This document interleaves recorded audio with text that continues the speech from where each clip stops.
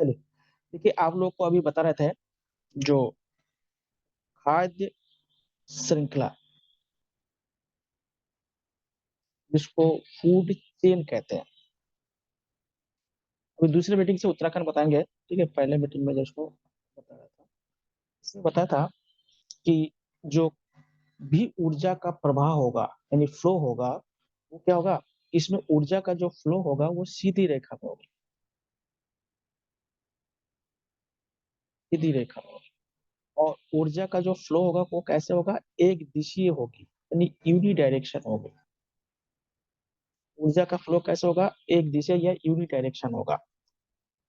और जो एनर्जी होगा, वो क्या होगा? खुला होगा।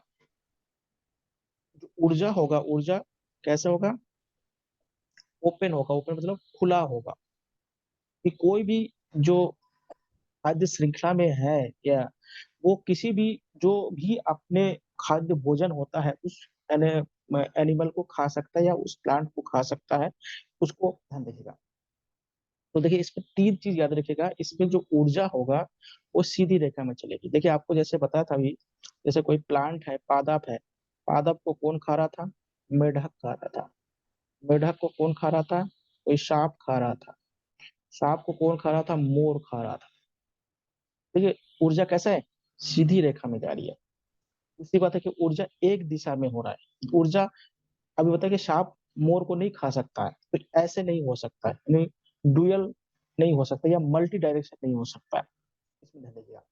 उसके बाद क्या है? ऊर्जा खुला होता है। देखिए क्या होता है, यहाँ पे केवल साँप केवल मेढक को ही नहीं खाएगा, और भी बहुत सारे चूहा को भी खा सकता है, बहुत सारे और भी हो सकता है। तो इसलिए क्या होगा? ऊर्जा क्या होता है? खुला अवस्था में होता है, यानी ओपन होता है। बंद नहीं होता कि उन ऐसे कोई ज़रूरी नहीं कि जो आपका स्नेक होगा वो केवल मेढक को ही खाएगा, ऐसे कोई नहीं है। इसलिए इसको खुला पूरा स्पेस कहा जाता है। यानी ऊर्जा क्या है? खुला हुआ है, अब जो भी किसी को जैसे उसको मिलेगा, वहाँ उसको मिलता है।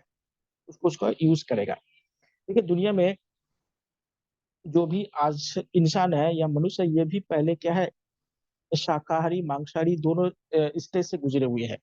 अभी तो क्या है सर्वाहारी। पहले जब ये जंगलों में थे पहले के ज़माने में, जब आप लोग जानते हैं कि जब मनुष्य का जो विकास क्रम हुआ है, उसमें बहुत सारे फ़ेजेज़ उसमें आए थे, यानी स्टेजेज़ आए थे। उसमें क्या होता है, बहुत सारे हिम युग आए होंगे, इसको आइस एज कहा जाता है।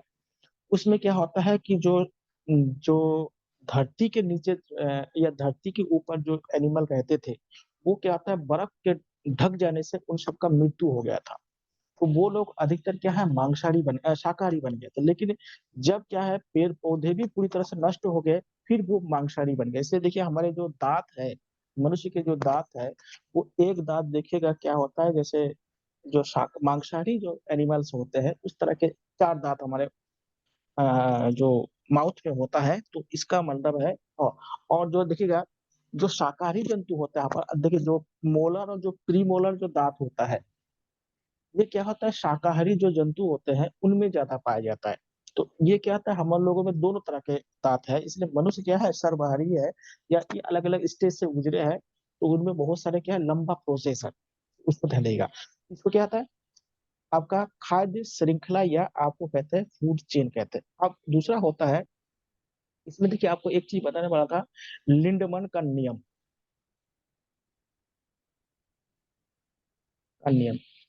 यानी लॉ ऑफ लिंडमैन कहा जाता है। इसे क्या है 10 का नियम भी कहते हैं, 10 का नियम भी कहते हैं। देखिए 10 का नियम क्या कहता है, देखिए यहाँ से देखिए ऊर्जा का क्या हो रहा है, फ्लो हो रहा है। देखिए इस एनिमल में जितना ऊर्जा होगा, उसका 10% ऊर्जा क्या होगा, इस एनिमल में आएगा या जो भी चीज़ है, उसमें आएगा। यानी इससे 10% ऊर्जा इसमें आएगा। इस अगर इस मेढक को अगर पूरा साँप खा जाता है, तब भी इस मेढक का पूरा एनर्जी साँप में नहीं आएगा, केवल 10% आएगा। और इस साँप को पूरा-पूरा साँप भी अगर मोर खा जाता है, तो इसका 10% एनर्जी ही इसको मोर को भी जो खाएगा उसका 10% एनर्जी जाएगा। इसे कहते हैं 10 का नियम।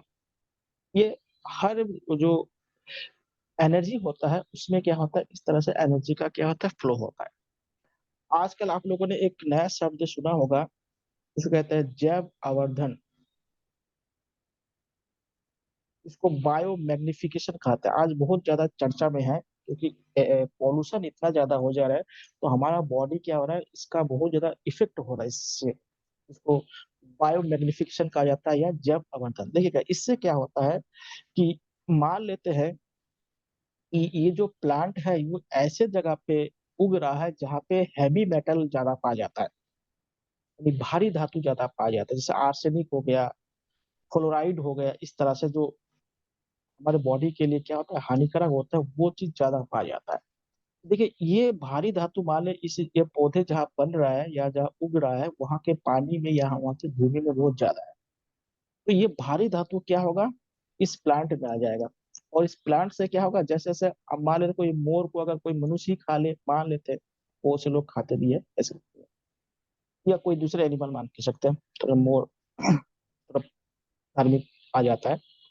तो मान ले पादप है, पादप में 10%, देखिए जिसमें से जो एनर्जी जगत इस तरह का क्या होता है, मनुष्य में भी क्या होता है, इस तरह से धीरे धीरे क्या होगा, इस हैवी मेटल का क्या होता है यहाँ पे संचय होने लग सकता है, इकट्ठा होना शुरू हो जाएगा।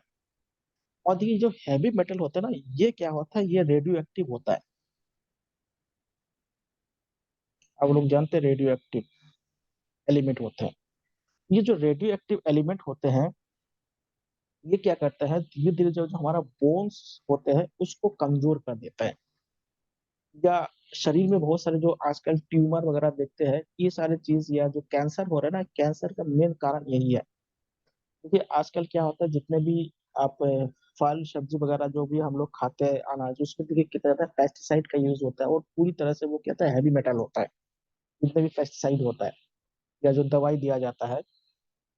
दूसरी बात क्या होता है, आपने देखा होगा जो ये कॉस्मेटिक क्रीम वगैरह जो होता है, ये भी हैवी मेटल से बनाई जाती है।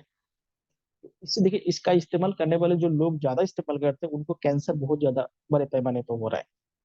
तो इसलिए ध्यान रखिएगा, ये जो जैव आवर्धन के कारण क्या होता है, इससे सारा बहुत सारी बीमारी हो जा रहा है। जो क्या होता है, हम लोग जान भी रहे हैं कि बीमारी कैसे हो रहा है। जैसे देखिएगा अगर जो गंगा का जो बेल्ट है, जो गंगा नदी का जो बेल्ट है ना, इनके मिट्टी में क्या होता है, आर्सेनिक और क्या होता है, फ्लोराइड बहुत ज्यादा पाए जाते हैं। इसीलिए आप यहाँ पे क्या है, कैंसर की बीमारी बहुत ज्यादा पाई जाती है। या आप लोगों ने देखा हो कि जहाँ पे इस तरह के केमिकल फैक्ट्री है वहां पे लोगों की इस तरह की बीमारी होती है। उसके बाद उत्तराखंड में देखिए क्या होता है, जो स्टोन होता है ना, जो किडनी स्टोन होता है, बहुत बड़े पैमाने पर होते हैं। क्यों होते हैं, क्योंकि वहां के पानी में क्या होता है, जो कैल्शियम की मात्रा बहुत ज्यादा है, क्योंकि पत्थर है, पत्थर से क्या होता है, कैल्शियम आता है। आप लोगों ने देखा होगा जितने भी अंडे देने वाले पक्षियां होते हैं या जो भी जीव जंतु होते हैं, उनको कैल्शियम की आवश्यकता होती है। जैसे आपने बहुत से चिड़िया वगैरह को देखा होगा, वो लोग पत्थर अगर नहीं खाएंगे ना, या कैल्शियम वाले चीज अगर नहीं खाएंगे, तो वो अंडे नहीं दे पाएंगे। क्योंकि आप जानते हैं अंडे के ऊपर वाला जो लेयर होता है वो कैल्शियम कार्बोनेट का बना होता है, वो बन ही नहीं सक पाएगा तो अंडा बन ही नहीं पाएगा। इसलिए आप लोग देखे होंगे कि जो पोल्ट्री फार्म वगैरह होते हैं जहाँ अंडे होते हैं, तो उनको क्या है, इस तरह की चीजें खिलाया जाता है। तो उसको समझिएगा, ठीक है। ये तो इसको जैव आवर्धन आजकल बहुत ज्यादा क्या होता है, लोगों को हानिकारक होता है। आप देखिएगा जो सब्जियां होता है बहुत जल्दी बड़ा करने के लिए उसमें कितना सारा पेस्टिसाइड मिला देते हैं। तो इन सभी को क्या होता है, जैव आवर्धन कहता है। उसको 10 का नियम कहता है कि हर जो ऊर्जा होता है उस ऊर्जा का 10% अगले वाले पीढ़ी को मिलता है। जो भी पीढ़ी होता है उसके अगले वाले पीढ़ी को क्या होता है, जो भी चीज हम लोग खाते हैं उसका 10% एनर्जी का क्या होता है, फ्लो होता है। इसे क्या कहते हैं, जैव आवर्धन या बायो मैग्निफिकेशन कहते हैं। और इस जो नियम है उसको लिंडमन का नियम कहते हैं, और या 10 का नियम कहते हैं। इसके माध्यम से ऊर्जा का क्या होता है, फ्लो होता है। चलिए, इसके बाद आता है फूड वेव, जिसको खाद्य जाल कहा जाता है। फूड वेव को